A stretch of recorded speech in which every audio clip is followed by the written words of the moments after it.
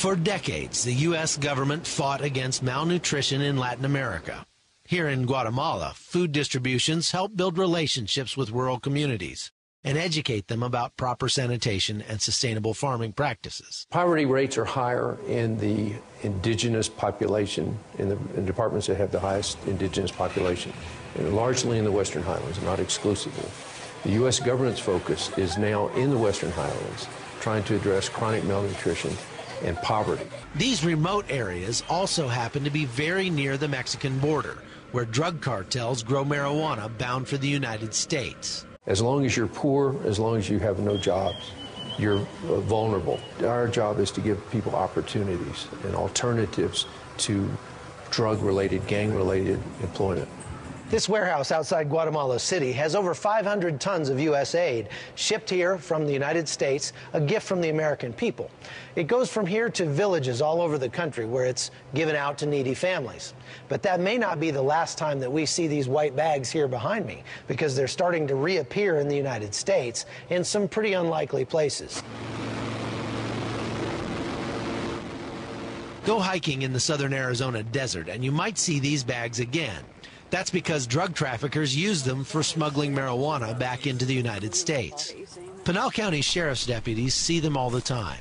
USAID distributes goods and commodities to countries that are in need after natural disasters, famine, earthquakes, etc. The drug cartels use that same act of charity from America to bring drugs back to our country.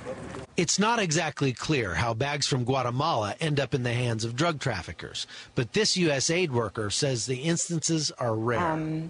But yeah, there are some times when food is stolen, when food is taken inappropriately or used inappropriately, and you make the corrections, you fix it. Back in Arizona, I toured this DEA holding facility where confiscated marijuana is stored before being sent to the incinerator twice a week. The sheer volume of drugs here makes one wonder how much is still getting through. And during the course of a year, we'll probably run maybe close to 2 million pounds of marijuana through this facility. Doug Coleman currently heads up the DEA in Arizona. Right now we see Arizona is a significant hub for marijuana smuggling in the United States, as you'll have maybe 10 or 15 guys come across the border in one of these areas that's hard to police. They'll come through the mountain range or something like that. Stepped-up enforcement along the border is one reason violence here is so high, as cartels battle one another for fewer and fewer smuggling routes. We're putting a chokehold on them. Every time we can, we take off a big load of money. We take off a big load of dope.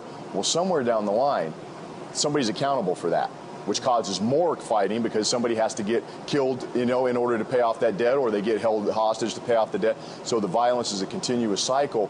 Between the DEA's border enforcement and U.S. government help pouring into remote parts of Latin America, the cartels are being squeezed from both ends. But with billions in drug profits on the line, the narco traffickers are proving they won't go down without a fight.